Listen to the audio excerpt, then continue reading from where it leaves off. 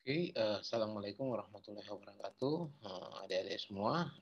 Kali ini kita ketemu lagi untuk membahas bahan pangan hayati yang ada pada daerah estuari dan mangrove. Ya, mata kuliah ini adalah mata kuliah bahan pangan hayati yang merupakan mata kuliah wajib ya untuk mahasiswa Fakultas Kedokteran Universitas Halu Oleo.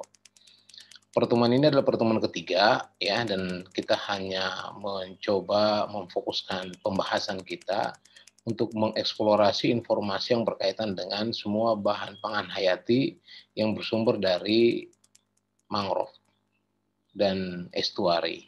Ya, pada dasarnya kedua daerah ini mirip ya, dan ada spesifikasi keunikan tersendiri yang kemudian kita bisa melihat itu menjadi satu sumber bahan pangan hayati yang khas pada daerah-daerah tropis ataupun pada daerah-daerah subtropis. Kita mulai ya.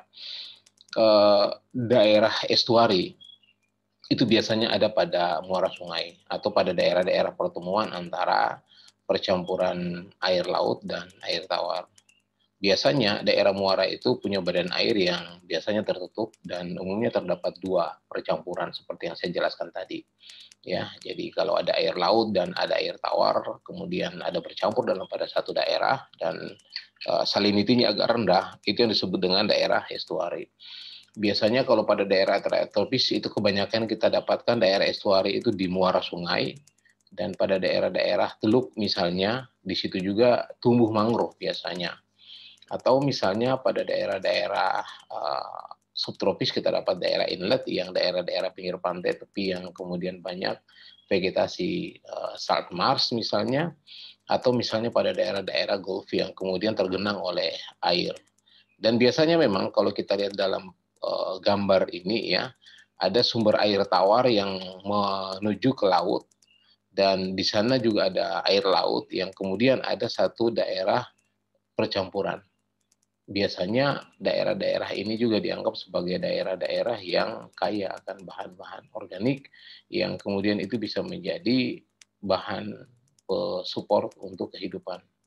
Ya, bahan yang ada misalnya kalau kita lihat berdasarkan zona ya, zona yang atas itu adalah zona freshwater biasanya pada daerah-daerah sungai ya, hilir misalnya. Kemudian turun ke bawah kita dapatkan daerah-daerah estuari, dan masuk ke daerah laut itu kita dapatkan daerah neritik atau zona neritik. Nah, pertemuan atau pernyatuan antara zona freshwater ini atau daerah air tawar dan kemudian air laut, neritik atau daerah pantai ya, nah itu adalah daerah estuari. Ya, daerah estuari yang genangan ini ya, genangan ini itu seperti yang saya bilang tadi, itu banyak menyimpan bahan-bahan organik yang kemudian itu menjadi supporting bagi organisme-organisme yang ada di sekitarnya.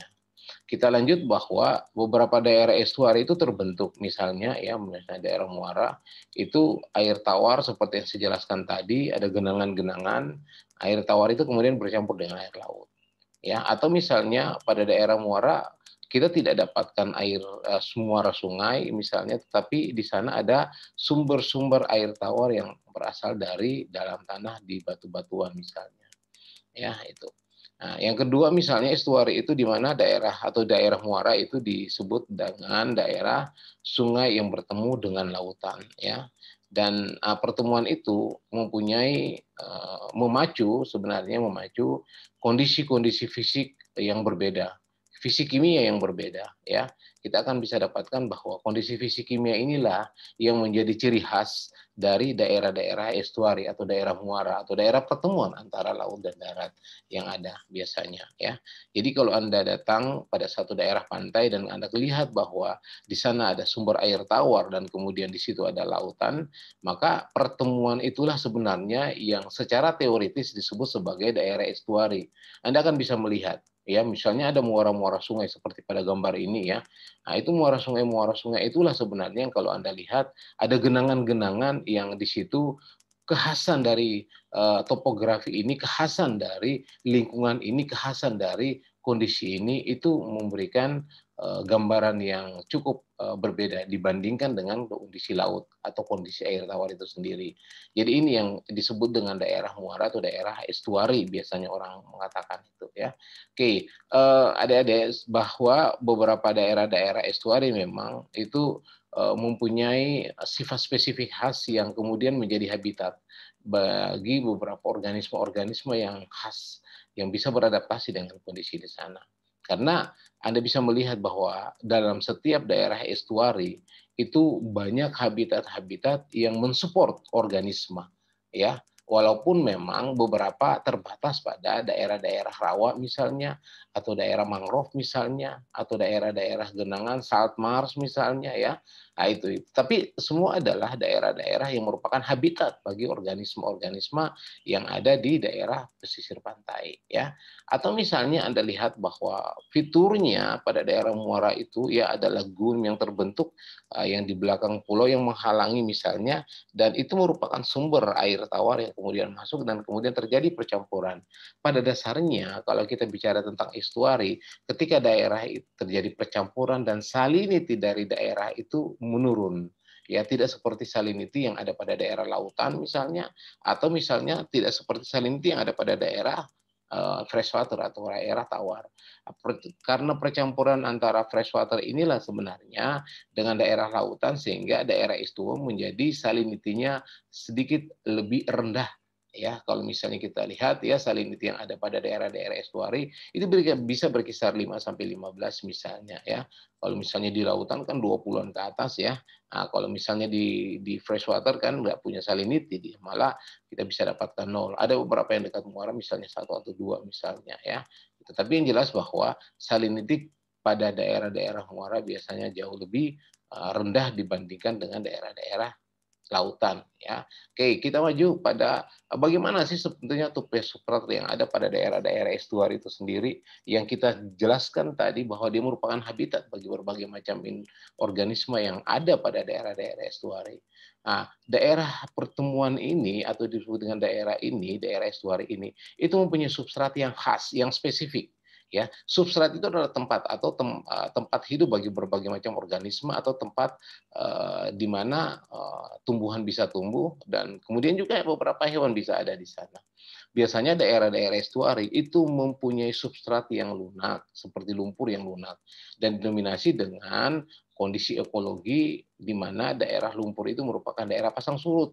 Ya, jadi kalau ada daerah pasang surut, daerah-daerah itu kemudian di sana banyak lumpur yang kemudian ada warna dan tipenya khasnya itu berbeda, itu disebut dengan daerah substrat.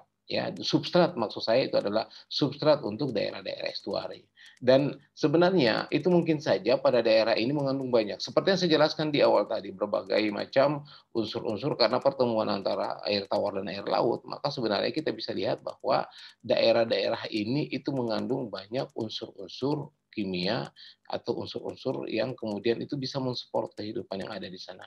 Ada berbagai macam ya kalau misalnya di sana mangrove, di sana salt marsh, kemudian banyak apa yang namanya bahan-bahan organik yang ada ya, serasah-serasah yang jatuh, itu kemudian didegradasi di sana dan kemudian ada terjadi proses-proses pencabikan dan kemudian penguraian dari berbagai macam bahan-bahan itu kemudian dia akan tergenang dan di sana proses biogeokimikal terjadi dengan baik dan di sana menjadi sumber bahan organik yang ada. Dan ini memang bahan-bahan ini adalah bahan-bahan turunan, baik itu dari darat maupun dari laut. Sehingga memang ini merupakan daerah-daerah lumpur di muara sungai misalnya, dan di sana banyak bahan tersuspensi yang saya jelaskan tadi. Jadi bahan-bahan organik yang kemudian tersuspensi masuk ke dalam perairan dan mengendap ke dasar perairan, dan itu kemudian secara kimia terus terjadi, terus diover menjadi, terus disurai oleh bakteri dan kemudian menghasilkan berbagai macam unsur-unsur nitrat, fosfat, dan lain-lainnya. Kemudian itu diekspor lagi ke daerah-daerah terdekat, pada daerah-daerah lamun misalnya, atau pada daerah mangrove. pada daerah terumbu karang misalnya, yang jelas bahwa dia merupakan pabrik bahan organik lah kalau kita bisa katakan begitu ya. Dan biasanya memang di sana banyak terjadi endapan-endapan yang ada, termasuk misalnya buangan-buangan dari berbagai macam organisme yang ada. Tergantung misalnya bagaimana ketika arus itu ada di sana, turbulensi tidak terlalu kuat, dan kemudian itu arus menyimpan bahan itu sendiri, tidak terlalu kuat arusnya, dan kemudian dia bisa mensupport sedikit-sedikit lah apa namanya bahan-bahan itu keluar daerah itu. Dan biasanya memang dia kalau misalnya ada beberapa daerah ada kejadian-kejadian kayak banjir misalnya bermuara ke sana, kemudian dia akan membentuk semacam muara ya, dan kemudian ini akan terjadi pengendapan berbagai macam bahan-bahan organik, dan ini menjadi supporting bagi organisme ataupun menjadi supporting bagi berbagai macam tipe habitat yang ada di sekitarnya ya. Yang jelas bahwa substratnya adalah substrat yang biasanya berlumpur, warnanya agak gelap, dan kemudian dia menyimpan berbagai macam bahan organik yang kemudian itu bisa berfungsi bagi atau berfungsi mensupport berbagai macam organisme dan habitat yang ada di sekitarnya. Itu yang Anda pahami. Oke. Kemudian kita masuk. Bagaimana sebenarnya karakteristik fisik dari muara atau daerah estuari itu sendiri? Biasanya karena dia kan daerah intertidal. Nah, biasanya ini dipengaruhi oleh pasang surut dan merupakan percampuran. Jadi fisiknya itu memang karena daerah pasang surut, dan dia merupakan percampuran antara air tawar yang ada dari daratan dan kemudian air laut yang ada dari pinggir laut itu sendiri. Nah, dia ada kombinasi kombinasi karakteristik spesifik lah bahan-bahan organik yang ada di dalamnya, dan dia satu-satunya daerah yang mempunyai keunikan, kekhasan yang merupakan seperti yang saya jelaskan tadi, banyak endapan-endapan, proses biogeokimia yang ramai terjadi, dan memang dia khas banyak bahan organik dan kemudian itu mensupport kehidupan organisme ya. Faktor-faktor inilah sebenarnya menimbulkan habitat spesifik yang ada pada daerah mangrove dan dihuni oleh berbagai macam organisme-organisme yang bisa bertahan hidup dengan kondisi salinity yang rendah, dan itu akan menjadikan kehidupan bagi organisme-organisme spesifik pada daerah muara. Oke, kita lanjut. Bagaimana sebenarnya biota yang ada di sana? Itu menggambarkan saja. Jadi kan kondisi fisik yang ada pada daerah muara, yang ada daerah estuari itu sendiri, dia kekhasannya ada ya.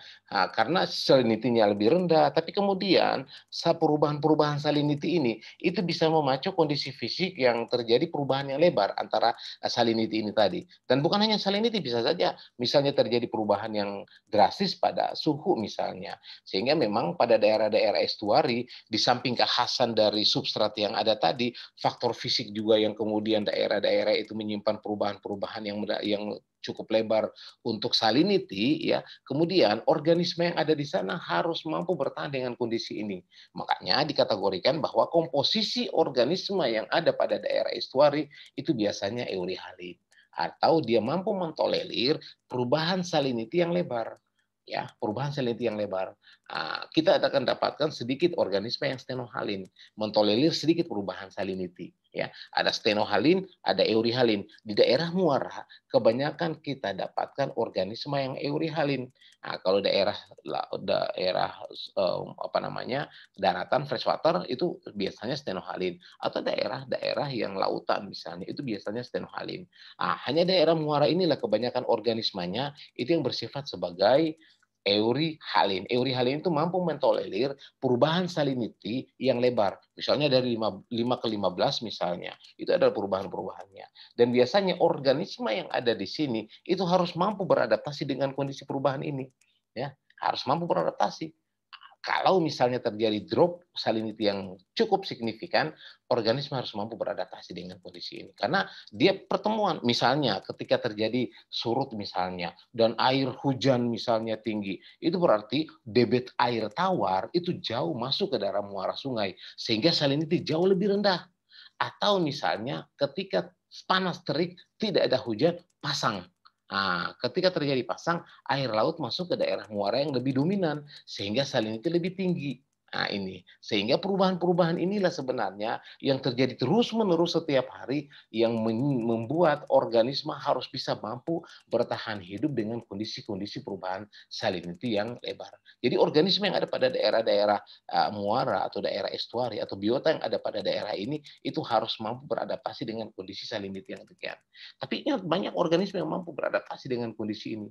Anda bisa melihat bahwa daerah-daerah muara itu surganya berbagai macam organisme kayak burung misalnya atau berbagai macam organisme-organisme lain karena di sini banyak bahan organik, di sini banyak sekali invertebrata yang hidup bertahan dan kemudian melangsungkan kehidupannya dan rantai makanan khas yang ada pada daerah-daerah ini terjadi dengan baik. Ya, Anda bisa melihat kita mengatakan bahwa daerah muara atau salt marsh atau daerah-daerah ini itu paradise of bird.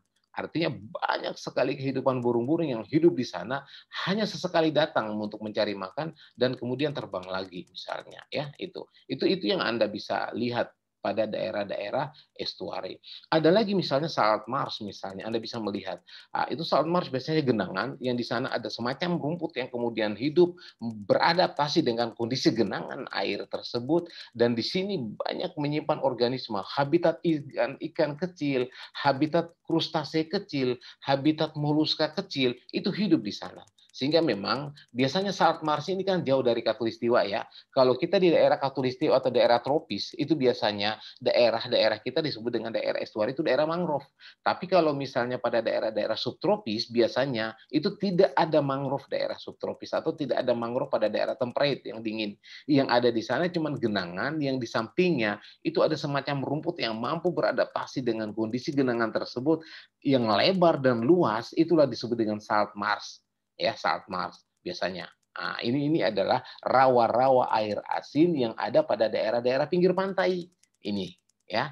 Nah, dan mereka memang biasanya pada daerah ini itu dia membantu daerah pinggir pantai agar tidak hanyut misalnya ke lautan dan kemudian ini merupakan habitat bagi berbagai macam habitat burung, ikan, satwa-satwa, krustase ya. Tapi kebanyakan memang organisme-organisme di sini itu komposisinya jauh misalnya populasinya banyak dan kemudian ya memang memanfaatkan rumput atau memanfaatkan genangan-genangan ini atau misalnya seperti padatnya misalnya rumputan-rumputan tadi untuk kemudian bisa hidup bertahan di sana.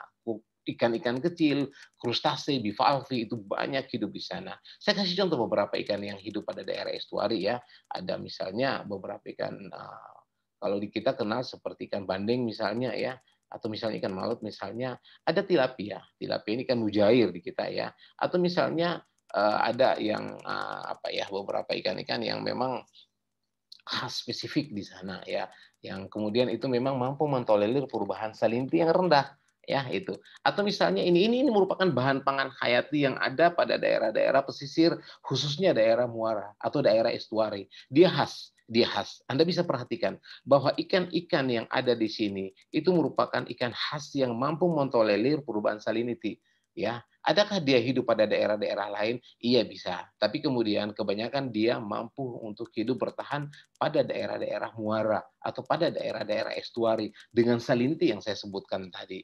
Atau misalnya sebenarnya Anda bisa melihat bahwa beberapa ikan-ikan yang ada pada daerah-daerah ini khas dia baik hidup permanen di sana atau sesekali datang hidup yang ada di sana ya. Karena banyak genangan-genangan kan di sana. Misalnya pada genangan-genangan itu kemudian itu menjadikan tempat organisme ini kemudian mencari makan atau bisa bersembunyi dari predator atau malah melakukan proses reproduksi di sana. Kalau Anda bisa melihat kalau di kita ya ikan-ikan kayak misalnya ikan-ikan yang milkfish misalnya ikan bandeng misalnya itu banyak dipelihara pada daerah muara. Makanya Anda bisa temukan banyak apa namanya tambak ya atau misalnya empang ya yang muara yang dibatasi itu ya. Di situ banyak ikan milkfish atau yang disebut dengan ikan bandeng misalnya ya. Itu adalah organisme khas pada daerah muara. Bagaimana dengan invertebratanya? Anda bisa melihat beberapa invertebrata, krustase, kepiting misalnya, ikan-ikan juga beberapa hidup di sana, atau gastropod misalnya yang ada khas pada daerah-daerah muara ini sendiri. Dan sebenarnya ini merupakan penciri khas dari organisme yang memang mampu bertahan hidup dengan kondisi-kondisi perubahan salinity yang relatif lebih rendah, ya. Oke, coba kita lihat kehidupan yang ada pada daerah sana, genangan kalau misalnya saya bisa sebut, ya. Nah, ini kalau Anda bisa melihat bahwa kehidupan daerah estuari itu banyak tumbuhan sebenarnya, ya, banyak tumbuhan pada daerah-daerah estuari yang kemudian itu merupakan tempat hidup berbagai macam organisme. Tumbuhan ini hidup pada daerah-daerah mau genangan dan dia biasanya bisa terendam seluruhnya atau terendam sebagian. Anda bisa dapatkan seagrass misalnya, orang dikategorikan seagrass atau eelgrass misalnya, ya. Tanaman ini umumnya hidup pada daerah-daerah muara. Walaupun memang kebanyakan kita di daerah tropis banyak kita temukan seagrass ini pada daerah-daerah air laut misalnya. Tapi banyak juga hidup pada daerah-daerah muara. Yang paling umum sebenarnya, ya, itu Anda bisa lihat beberapa tipe-tipe dari topografi yang kemudian menjadikan daerah itu adalah daerah kehidupan, tempat hidup bagi organisme.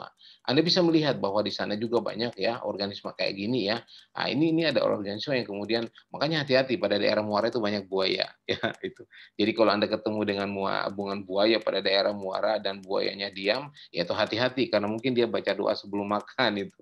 Ya itu. Oke, Anda bisa melihatlah bahwa memang spesifikasi pada daerah-daerah muara banyak menyimpan kondisi topografi yang berbeda dan kemudian ini menjadikan organisme yang khas itu bisa hidup di sana, ya, itu. Anda bisa melihat beberapa tipe beberapa tipe tumbuhan yang ada.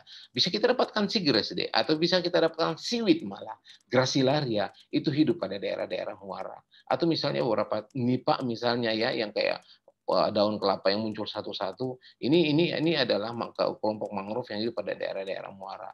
Atau misalnya banyak ada rhizopora, ada beberapa organisme lain, tumbuhan lain khas yang ada. Atau misalnya Anda bisa dapat beberapa, ya, gastropod dan bivalvi pada daerah ini misalnya, ya. Anda bisa lihat Crassosrea misalnya, ya, atau misalnya beberapa bivalvi yang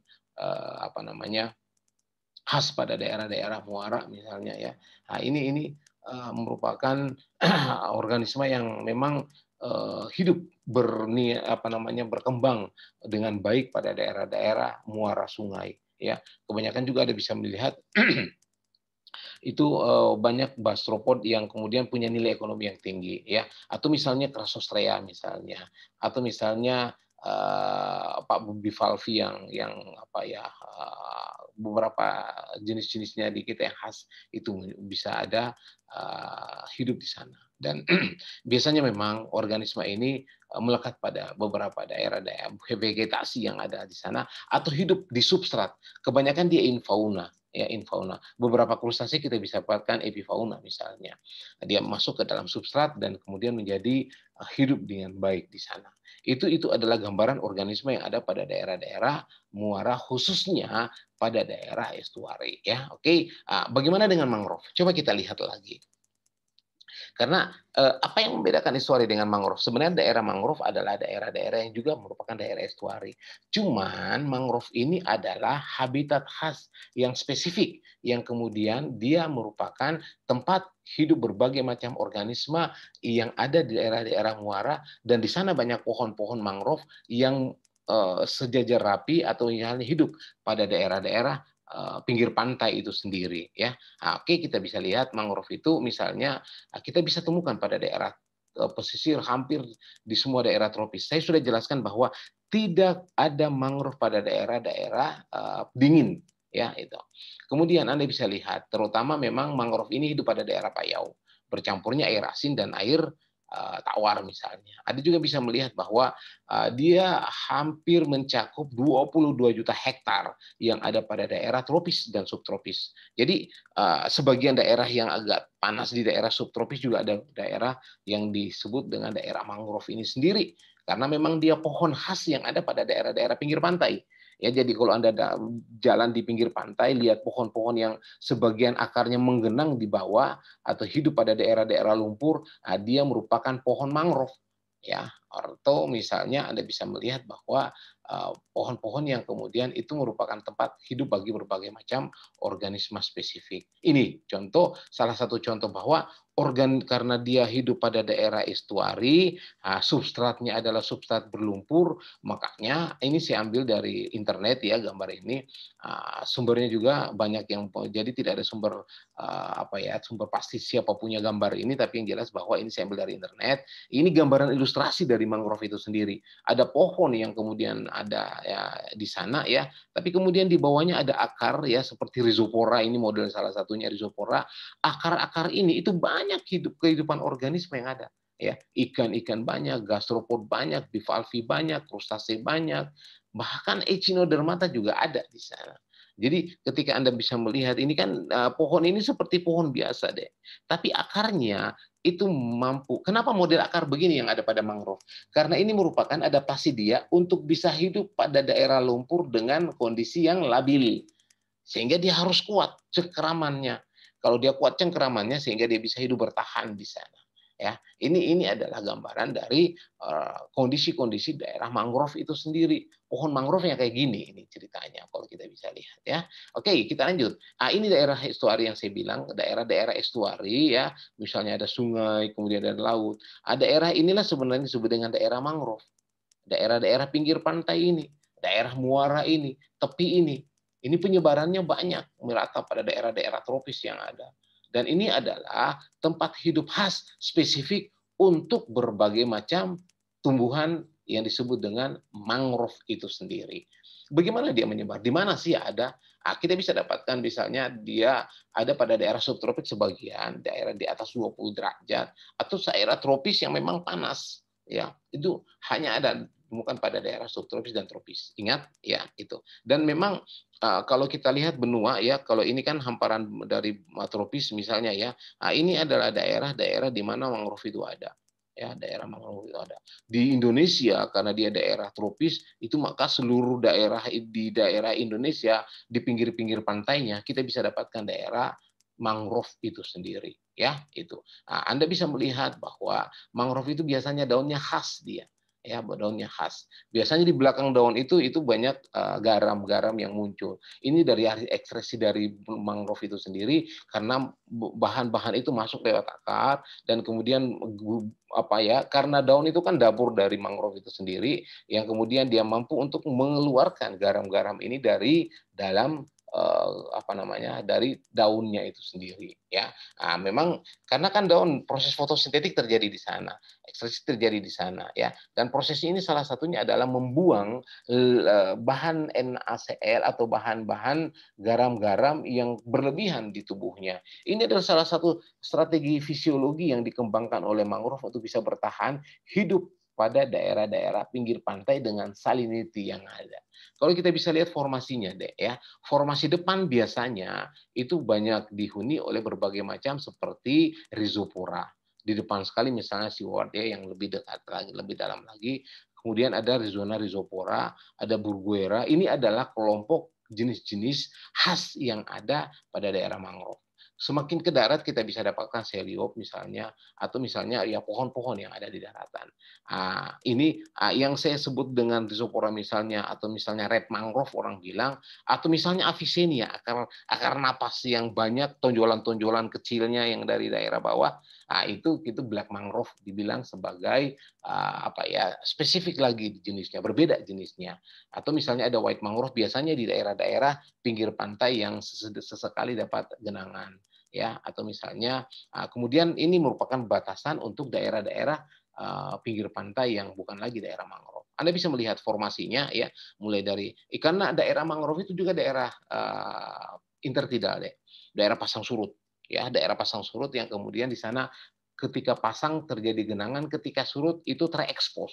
Makanya di daerah-daerah ini formasi depannya ya yang kebanyakan misalnya ada Avicennia, ada Rhizopora, ada Seriop, ada Burguera. Itu adalah formasi-formasi umum yang ada pada daerah-daerah mangrove. Ini Anda bisa melihat bahwa akar-akar mangrove itu kemudian ya Anda bisa lihat menjadi habitat bagi organisme. Namun sebenarnya kalau kita lihat bahwa biasanya akar-akar mangrove ini mampu untuk kemudian melindungi pantai dari proses-proses abrasi. ya itu. Oke, kita bisa lihat lagi bahwa ini adalah struktur dari perakaran mangrove yang kompleks, biasanya rhizopora. Ya, ini merupakan habitat bagi berbagai macam organisme. Kalau kita lihat dari daratan gini deh ya, tapi kalau kita lihat di bawah laut kayak gini modelnya. Ya, ada rhizopora yang kemudian itu memang dihuni oleh berbagai macam organisme-organisme khas spesifik yang ada. Atau misalnya Anda bisa melihat ini ya, ketika pasang ya di akar-akarnya ini banyak sekali organisme ikan-ikan kecil ya yang hidup di sini. Dan memang ikan-ikan kecil ini memang banyak mendapatkan makanan pada daerah-daerah mangrove, karena pada daerah-daerah mangrove itu banyak terjadi atau banyak organisme-organisme kecil seperti krustase yang menjadi makanan bagi ikan-ikan kecil misalnya. Dan bukan hanya itu, epifit juga banyak melekat pada akar-akar mangrove yang punya sumber makanan juga dia. Ya, dan itu memang kekhasan dari daerah estuari yang kemudian dia itu merupakan daerah dengan salah satu daerah dengan tingkat produktivitas yang tinggi karena bahan-bahan organik itu banyak kita dapatkan di sana ya, bahan organik banyak kita dapatkan di sana, dan memang itu merupakan endapan-endapan yang kemudian bisa dimanfaatkan oleh organisme untuk hidup dengan baik di sana ya. Oke, kita lanjut. Ini tapi ingat bahwa daerah mangrove itu bukan hanya daerah-daerah lumpur. Ada beberapa kasus bahwa mangrove itu justru hidup pada batuan. Ini kasuistik saja. Ada beberapa daerah-daerah mangrove yang kemudian pinggir pantainya itu bukan daerah lumpur, tapi dia daerah batuan, ya, itu daerah batuan. Oke, Anda bisa lihat bahwa di akar mangrove, ya, akar mangrove itu sebenarnya banyak organisme deh. Banyak organisme yang melekat, baik organisme yang menetap hidup di sana atau sesekali datang di sana, sehingga ikan-ikan akan banyak hidup di sana. Kalau ikan-ikan hidup di sana dengan baik, makanya kita bisa dapatkan bahwa banyak organisme-organisme yang kemudian merupakan ciri khas hidup pada daerah-daerah mangrove dan genangan-genangan mangrove, dan memang dia mendapatkan supporting dari mangrove itu sendiri. Anda bisa melihat rantai makanan spesifik yang ada. Misalnya, ya ada burung di sana yang memakan banyak bivalvi, atau misalnya gastropod. Gastropod ini juga misalnya memakan berbagai macam detritus. Detritus juga dimakan oleh berbagai macam krustase. Tapi kemudian krustase ada yang dimakan oleh ikan. Ada juga detritus ini dimakan oleh annelid atau cacing-cacing. Di sini ada ikan-ikan kecil yang memakan atau yang dimakan oleh krustase atau kepiting. Kepiting juga bisa makan ikan-ikan kecil misalnya. Dan kemudian di sana juga banyak ada beberapa seagrass misalnya. Ini adalah kelompok spesifik dari rantai makanan yang ada pada daerah-daerah mangrove. Contoh lain lagi tentang rantai makanan Anda bisa melihat, karena di akar mangrove itu banyak sekali ikan-ikan. Karena di sana itu banyak, juga ternyata di sana itu banyak endapan-endapan bahan organik, organisme-organisme kecil itu banyak hidup di sana. Organisme ini kan memakan organisme yang lain yang lebih kecil, kayak krustase misalnya. Karena misalnya pada daerah-daerah estuari juga banyak digunakan sebagai daerah nursery ground atau malah seperti reproduction ground atau daerah-daerah reproduksi. Kalau misalnya dia gunakan daerah reproduksi, maka organisme-organisme ini ketika berkembang menjadi individu baru yang ukurannya masih kecil, itu pasti akan disasar oleh berbagai macam organisme yang lebih besar. Ya, ini adalah gambaran food web yang ada pada daerah-daerah pinggir pantai, yang khususnya pada daerah-daerah mangrove. Anda bisa melihat beberapa daerah-daerah mangrove itu kemudian banyak mangrove yang kemudian melakukan proses bagaimana sih reproduksi dari mangrove itu sendiri. Ini sebagai gambaran saja deh ya. Walaupun memang yang Anda harus pahami adalah organisme lain, hewan yang hidup pada daerah mangrove. Tapi sebagai informasi saja bahwa Anda bisa melihat bahwa reproduksi mangrove itu Anda lihat deh, buah-buah mangrove yang panjang-panjang itu adalah buah mangrove kemudian jatuh ya, misalnya pada daerah-daerah pinggir pantai misalnya, dan akan muncul sebagai individu-individu baru.